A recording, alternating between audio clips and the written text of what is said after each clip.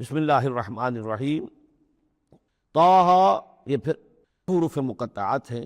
ما انزلنا علیک القرآن لتشقیٰ، ہم نے یہ قرآن آپ پر اس لیے نازل نہیں کیا کہ آپ مشقت میں پڑھیں، لیکن یہاں یہ کہ تشقیٰ جو ہے وہ نامرادی کے لیے بھی آتا ہے۔ یہ عربی زبان میں یہ جو بعض حروف ہیں را با با رب، لیکن یہ کہ را با وا یا جس سے ربا بنتا ہے، ان میں بہت قرب ہے۔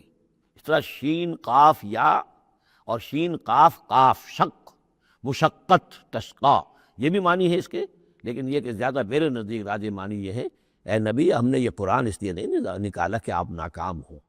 یہ اصل میں حضور کے لیے بڑی خوشخبری ہے، کامیابی آپ کے قدم چومے گی۔ یہ قرآن قول فصل بن کر نازل ہوا ہے، آپ ناکام نہیں ہوں گے، آپ جو ہے پوری طریقے سے اپنے اس مشن کے اندر کامیاب ہوں گے۔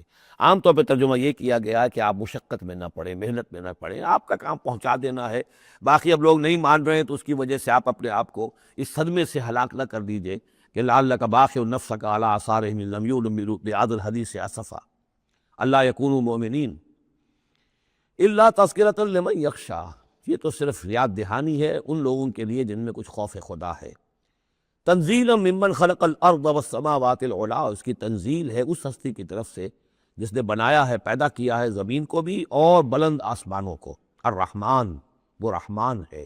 علی العرش استویٰ، کہ جو عرش پر متمکن ہے۔ لہ ما فی السماوات وما فی الارض وما بینہما، اسی کا ہے، اسی کی ملکیت ہے جو کچھ کے آسمانوں میں ہے اور جو کچھ کے زمین میں ہے اور جو ان دونوں کے مابین ہے۔ وما تحت الثریٰ، اور جو زمین کے سب سے نچلے طبقے کے نیچے ہے۔ یہ سرا جو ہے گیلی زمین، اور گیلی زمین کے نیچے جو کیا ہے زمین کے اندر، وہ بھی سب اللہ کا ہے۔ وَإِن تَجْهَرْ بِالْقَوْلِ، اور اگر تم بلند آواز سے کوئی بات کرو دعا کرتے ہوئے اللہ تعالیٰ کے ساتھ یا کچھ اور مناجات کرتے ہو، فَإِنَّهُ يَعْلَمُ السِّرَّ وَأَخْفَى، بلند کرو گے تب بھی وہ تو سنتا ہے، لیکن وہ تو جانتا ہے سر کو بھی اخفا کو بھی، ہر چھپی ہوئی بات کو، نہایت مخفی بات کو۔ اخفا جو ہے باب یوں سمجھیے کہ افعل التفصیل، سب سے چھپی ہوئی چیز اس کو جانتا ہے۔ اللہ لا الہ الا ہو، وہ اللہ ہے جس کے علاوہ کوئی معبود نہیں۔ لہ الاسماء الحسنی، تمام اچھے نام اسی کے ہیں۔ اب یہاں سے شروع ہو گیا حضرت موسیٰ علیہ السلام کا قصہ۔ وَهَلْ أَتَاكَ حَدِيثُ موسیٰ، اور کیا تم تک پہنچ چکی ہے موسیٰ کی خبر، موسیٰ کے حالات۔ اذ رأى نارا، جب وہ مدین سے واپس آ رہے تھے اپنی اہلیہ کے ساتھ تو انہوں نے دیکھا کہ کچھ آگ ہے۔ اذ رأى نارا، رات، اندھیری رات تھی، سردی کا موسم تھا، تو یہ کہ شاید راستہ بھی اس وقت کچھ گم سا ہو گیا تھا۔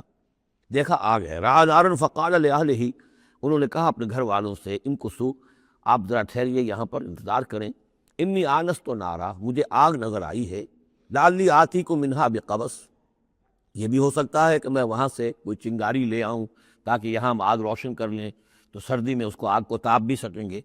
او اجد علی النار ہدیٰ، یا جو آگ کی جگہ پر میں پہنچوں تو وہاں سے مجھے رہنمائی بھی مل جائے کہ صحیح راستہ کون سا ہے، ہم کسی غلط راستے پر تو نہیں بھٹک آئے۔ فلما اتاہا، جب پہنچے اس آگ کے قریب، نودی یا موسیٰ، تو آواز آئی، ندا کی گئی، اے موسیٰ انی انا ربک، یہ جسے تم آگ سمجھ کر آئے ہو، اس آگ کے پردے میں تو خود میں ہوں، میں تیرا رب ہوں، انی انا ربک، میں تیرا پروردگار ہوں۔ فاخلع نعلیک، اپنی جوتیاں اتار دو، انک بالوادی المقدس طویٰ، اس لیے کہ اس وقت تم ایک بڑے پاک وادی میں، مقدس میں، طویٰ میں ہو۔ وانا اخترتک، اور میں نے تمہیں اختیار کر لیا ہے، پسند کر لیا ہے، چن لیا ہے، ایک بڑے مشن کے لیے تمہارا سلیکشن ہو گیا ہے۔ فاستمع لما یوحیٰ، تو اب ذرا توجہ سے سنو جو وحی تم پر کی جا رہی ہے۔ اننی انا اللہ لا الہ الا انا، یہ مقام اس اعتبار سے قرآن مجید میں بہت منفرد ہے کہ جو انانیت کبریٰ ہے، اللہ کی انانیت کبریٰ، جس طرح ان الفاظ میں قرآن مجید میں ظاہر ہوئی ہے، میرے علم کی حد تک کوئی دوسرا مقام نہیں ہے۔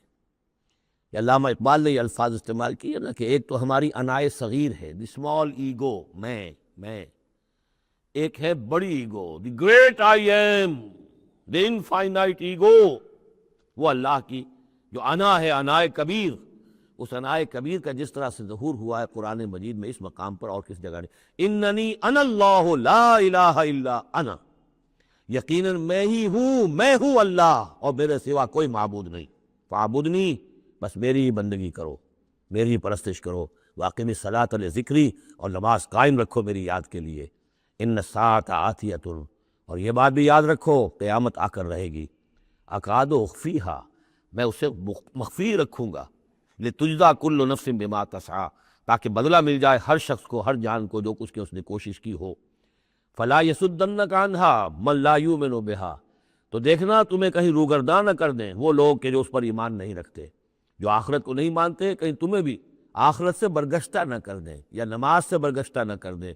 یہ انہا کی ضمیر دونوں طرف جا سکتی ہے۔ واتبع ہواہ، وہ لوگ کہ جو اس سے آخرت سے خود جو ہے روگردان ہیں اور جنہوں نے کہ اپنی خواہشات کی پیروی کی ہوئی ہے، فتردا، تو تم بھی ہلاک ہو جاؤ گے اور تم بھی گڑھے میں گرو گے۔ وما تلک بیمینک یا موسیٰ، اور اے موسیٰ تمہارے یہ داہنے ہاتھ میں کیا ہے؟ قال ہی عصائی، کہا یہ میرا عصا ہے، اتوکا علیہا۔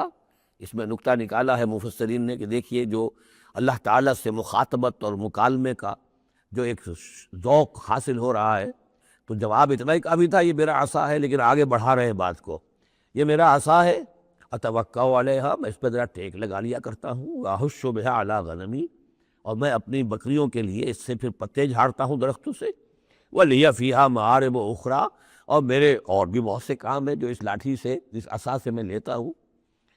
قال القھا یا موسیٰ، فرمایا ذرا ڈال دو زمین پر اس کو اے موسیٰ، فالقاہا، تو انہوں نے ڈال دیا، فَإِذَا هِيَ حَيَّةٌ تَسْعَىٰ، تو وہ تو دیکھتے ہی دیکھتے ایک سانپ بن گیا، چلتا ہوا دوڑتا ہوا۔ قال خذها ولا تخف، ایک دوسرے مقام پر آپ دیکھیں گے کہ حضرت موسیٰ پر اتنا خوف طاری ہوا کہ پیٹھ موڑ کر بھاگے وہاں سے، وَلَّا مُدْبِرًا، وہاں سے بھاگے، لیکن یہ کہ اللہ نے فرمایا موسیٰ ڈرو نہیں، واپس آؤ اور اس کو پکڑو، یہاں وہ تفصیل نہیں ہے۔